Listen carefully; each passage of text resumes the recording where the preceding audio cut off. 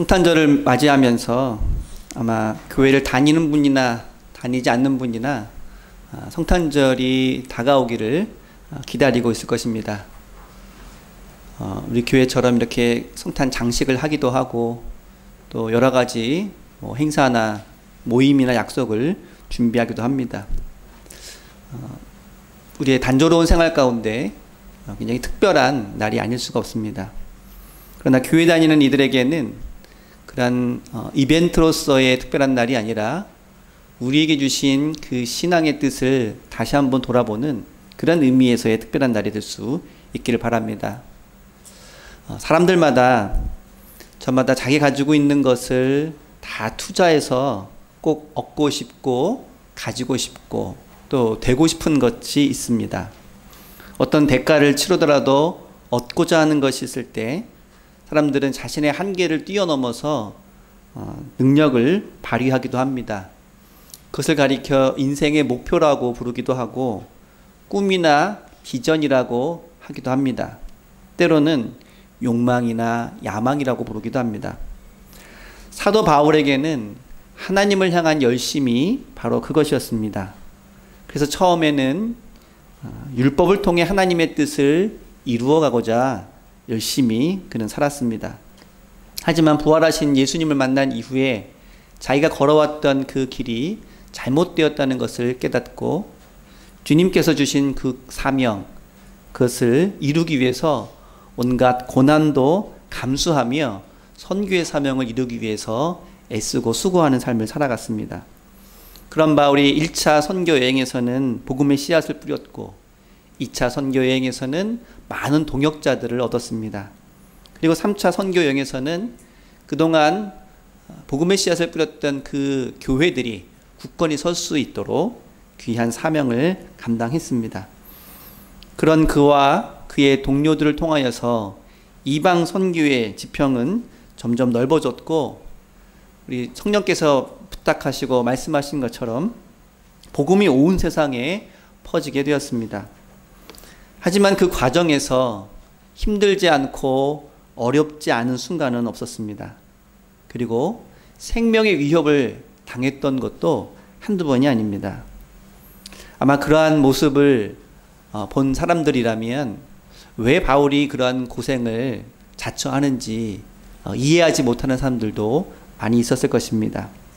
그 당시 대부분의 사람들은 로마 제국의 질서 아래서 입신양명하는 것이 그들의 삶의 목표였기 때문에 아무것도 얻는 것이 없고 아무것도 이득이 되는 것이 없는데 사도 바울이 그러한 고난과 그리고 역경을 자처하는 것, 이것이 그들에게는 어리석어 보였을 뿐이었을 것입니다. 당시에는 로마 사람이 아닌 이방인들 중에는 로마 시민권을 얻기 위해서 장기간 용병으로 봉부하는 그런 사람들도 있었습니다. 이처럼 사람이 고생을 하더라도 그에 따른 무슨 대가를 기대하는 경우에나 그 고생을 감수할 텐데 바울은 이방 선교 활동을 통해서 아무런 물질적인 보상도 그리고 권력이나 명예도 기대하지 않았습니다. 도대체 왜 아무런 소득도 없이 그런 고생을 하는지 믿음이 없는 이들에게는 도무지 이해되지 않는 그러한 모습이었을 것입니다. 여러분들은 바울의 그러한 고난과 역경의 삶이 이해가 되시는지 다시 한번 물어보실 수 있기를 바랍니다. 하지만 바울에게는 그러한 고난과 헌신이 헛수고가 아니었습니다. 단지 다른 사람들이 생각했던 것과는 다른 종류의 보상과 대가를 바라보고 기대하고 있었던 것입니다. 오늘 본문 24절은 그것이 무엇인지를 우리에게 보여주고 있습니다. 바울이 말합니다. 내가 달려갈 길과 주 예수께 받은 사명 곧 하나님의 은혜의 복음을 증거하는 일을 마치려 하면은 나의 생명조차 조금도 귀한 것으로 여기지 아니하노라. 바울의 삶의 목표와 가장 귀중한 가치로 삼았던 것은 물질적 보상도 아니었습니다. 세상의 명예와 권력도 아니었습니다. 한때는 바울도 그런 것을 추구하기도 했습니다. 하지만 빌립보서 3장 7절과 8절에서 말한 것처럼 무엇이든지 내게 유익했던 것을 내가 그리스도를 위하여 다 해로 여길 뿐더러 또한 모든 것을 해로 여김은 내 주 그리스도 예수를 아는 지식이 가장 고상하기 때문이라. 바울이 말하는 상급과 보상은 예전에 그가 생각했던 것과 달라졌다는 것을 의미합니다. 그것은 곧 예수께 받은 사명, 하나님의 은혜의 복음을 증거하는 일이었습니다. 달리 말하면 이방인들에게 복음을 전파하는 것 그 자체가 그에게는 상급이었고 보상이었던 것입니다. 그는 그것을 위해서라면 자신의 생명조차 아깝지 않다고 고백하고 있습니다. 바울이 이렇게 말하는 것은 다른 사람들 앞에서 그럴듯해 보이기 위해서 했던 것이 아닙니다. 지금까지 바울은 많은 교회를 개척했고 이방인 선교에 있어서 그 누구보다도 괄목할 만한 성과를 거두었습니다. 이제는 어느 한 곳에 정착해서 안정적으로 생활하며 존경받는 지도자의 역할을 할 수도 있었을 것입니다. 어쩌면 지금 바울의 고별 설교를 듣고 있는 에베소의 장로들과 함께 에베소 교회를 섬기는 것이 어느 보나 가장 합당한 그러한 모습이었을지도 모릅니다. 하지만 애초부터 바울의 목표는 자신이 세운 교회 중에 안정적으로 성장한 교회에 눌러앉는 일이 아니었습니다. 보다 더 많은 곳에서 보다 더 많은 사람들에게 복음을 전하는 것이 그에게는 궁극적인 목표였습니다. 사도행전 19장 21절에는 이미 그러한 바울의 목표가 제시되어 있습니다. 바울이 마게도냐와 아가야를 거쳐 예루살렘으로 가기로 작정하여 이르되 내가 거기 갔다가 후에 로마도 보아야 하리라. 바울의 궁극적인 목표는 로마로 가는 것이었습니다. 로마로 관광을 하기 위해서 가려는 것이 아니라 복음을 전파하기 위해서 가려는 것입니다. 이처럼 바울의 최종 목표는 로마 제국의 심장부라고 할 수 있는 로마에 가서 복음을 전하는 것이었고, 이는 로마 제국이 군사력을 가지고 온 세상을 정복하였던 것처럼 바울은 복음을 가지고 로마 제국을 정복하려고 했던 것입니다.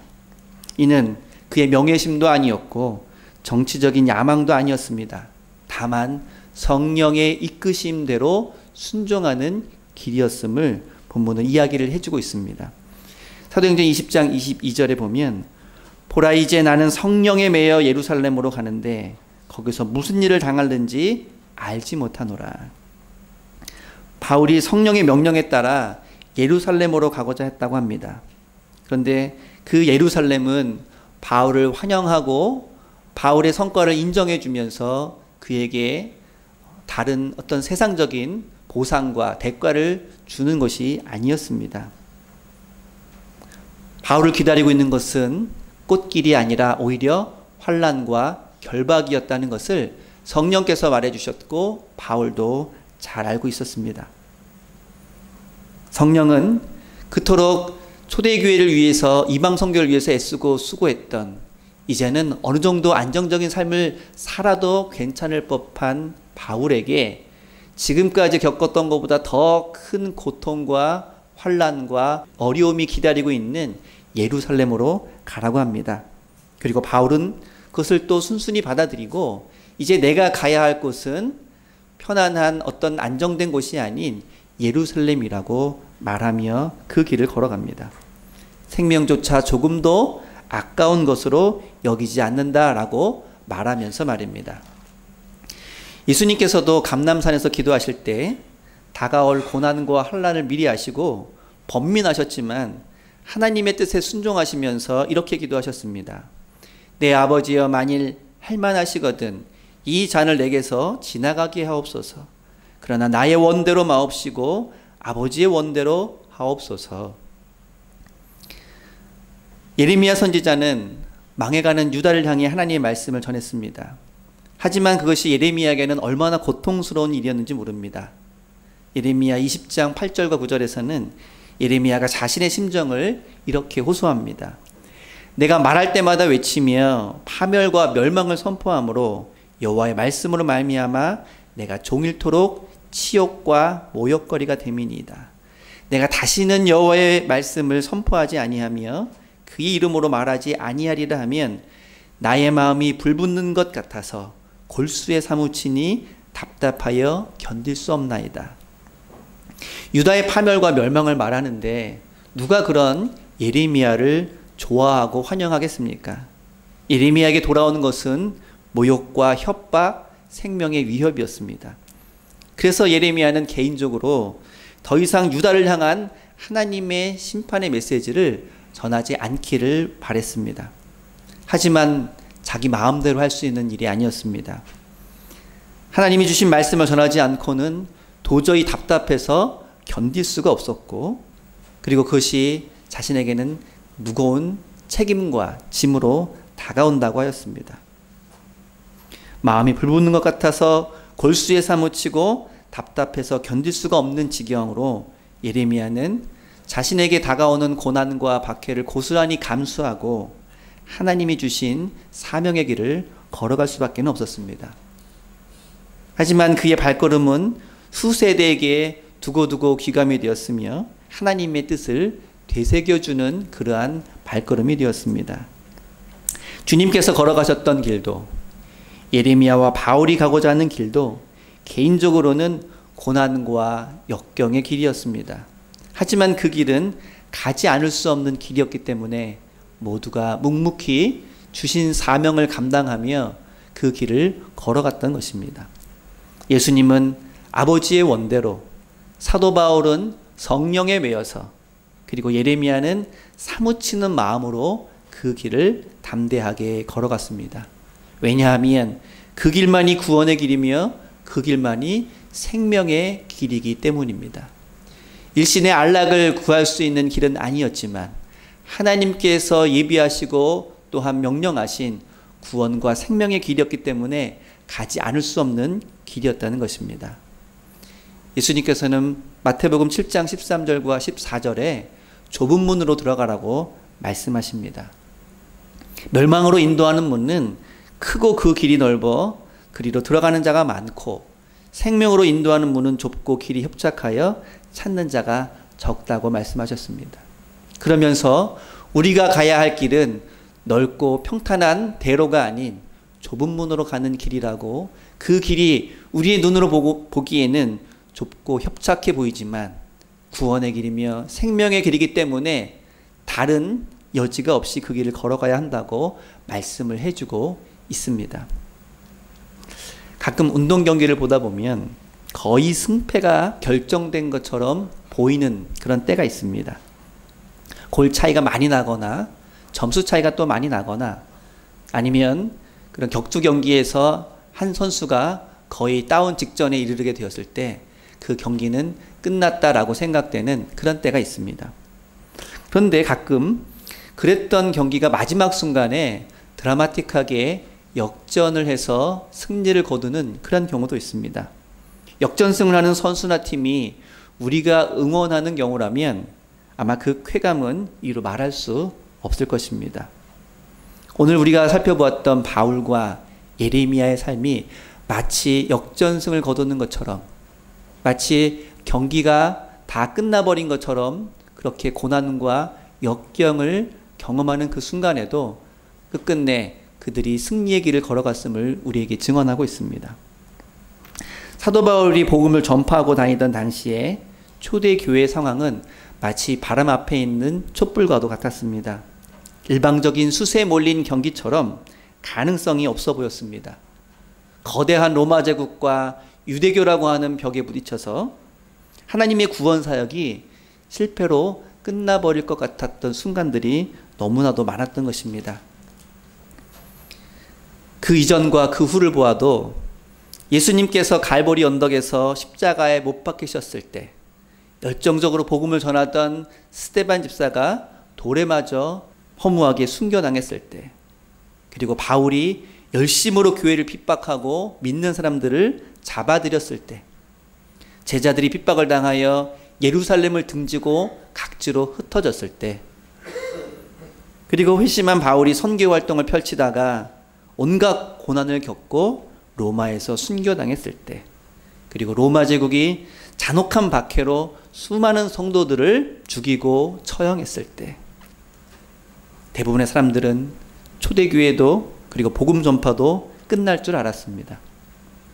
하지만 복음은 갈보리에서 끝나지 않았고 스데반이 돌에 맞았던 그곳에서도 끝나지 않았습니다. 바울이 로마에서 순교당했을 때 끝나지 않았습니다. 성도들이 원형 경기장이나 화형장에서 순교당할 때도 끝나지 않았습니다. 복음의 역사는 끝날 듯 하면서도 끝나지 않고 이어져 나갔습니다. 아마 인간의 연약함으로 보면 진작 끝났을지도 모를 일입니다. 하지만 복음의 능력은 사람에게서 나오는 것이 아니라 하나님으로부터 오는 것이기 때문에 오히려 연약한 사람들을 통하여서 계속 이어져 나갔던 것을 우리는 알 수 있습니다. 그리고 그 귀중한 생명조차도 아끼지 않고 복음을 전하기 위해 헌신한 바울과 그리고 그 동료들과 그 이후의 성도들을 통하여서 그 역사는 끊임없이 오늘날까지 이어지고 있었던 것입니다. 그리고 이제 그 복음의 능력과 그 복음의 역사는 여러분들 통하여서 미래로 그리고 앞으로 나아가게 될 줄로 믿습니다. 우리들 또한 주님의 복음을 감당하고 그것을 전파하며 또 그 말씀대로 살아가고자 할 때에 많은 어려움과 역경이 다가오기도 합니다. 오늘날에는 생명의 위협을 느낄 만한 그러한 상황은 아니지만 또 다른 차원에서 많은 것을 희생하고 헌신하고 그리고 힘들고 어려운 수고를 감당해야 될 때도 있다는 것입니다. 때로는 그것이 두려워서 그것이 부담스러워서 우리에게 주어진 그 길을 가지 않겠다고 생각할 때도 없지 않습니다. 하지만 오늘 바울은 자신의 뜻이 아닌 성령에 매여 고난이 기다리고 있는 예루살렘으로 나아갔고 그 예루살렘을 거쳐서 자신이 그 생명을 잃어버릴 수도 있는 로마로 가야겠다고 다짐하고 결단하고 있습니다. 그것은 개인의 유익을 위해서가 아니라 주님께서 주신 그 사명이 바울의 그 발걸음과 그 헌신을 통해서 이루어져야 한다는 것을 바울이 깨달았고 그리고 그것을 자신의 삶의 목표와 가치로 삼았기 때문입니다. 오늘날 우리는 시간과 물질을 마치 생명과도 같이 여깁니다. 바울이 그 당시에 자신의 생명을 아끼지 않고 주님의 사명을 감당하기 위해서 나아갔던 것처럼 오늘날 우리도 우리에게 주신 하나님의 귀한 사명을 감당하기 위해서 우리가 생명과도 같이 여기는 시간과 물질을 주님께 드리며 그것을 통하여서 주의 일을 이루어 나가는 데에 함께 힘을 모으고 헌신해 나가야 한다는 것을 오늘 바울의 설교는 우리에게 보여주고 있습니다. 바울이 마지막일지도 모르는 자신의 그 연설을 에베소 교회 장로들에게 전해주면서 그들에게 부탁하는 것은 남아있는 에베소의 성도들과 그리고 그 지도자들이 그 신앙의 길을 걸어가기를 바라고 있는 것입니다. 우리에게 주신 그 귀한 사명이 무엇입니까? 아마 사람들마다 우리가 생각하고 또 경험하고 느끼는 그 사명은 다 다를 것입니다. 하지만 우리는 바울처럼 세상이 주는 유익과 세상이 주는 그러한 이로움 때문에 살아가는 사람이 아니라 주님께서 주신 그 사명을 이루어가고자 살아가는 사람임을 믿습니다. 그렇다면 그 일을 위해서 우리가 헌신하고 우리가 최선의 노력을 다해야 할 그 부분이 무엇인지를 우리가 깨닫고 그 일을 위해서 애쓰며 수고하는 삶을 살아갈 때 생명까지도 아끼지 않고 그 길을 걸어가겠다고 결단한 이 바울의 모습이 바로 저와 여러분들의 모습이 되어야 할 줄로 믿습니다. 하나님의 나라를 위해서 주님 몸된 교회를 위해서 우리가 헌신하고 또 함께 우리의 힘을 모아야 할 그 일에 주저함이 없이 아까워함이 없이 함께 나아가는 저와 여러분 될 수 있기를 바랍니다. 이것이 대림절에 오실 주님을 기다리는 우리의 믿음, 우리의 마음이 되어야 할 줄로 믿습니다. 그 마음으로 주님을 기다리시는 그러한 대림절이 될 수 있기를 바랍니다. 기도하겠습니다.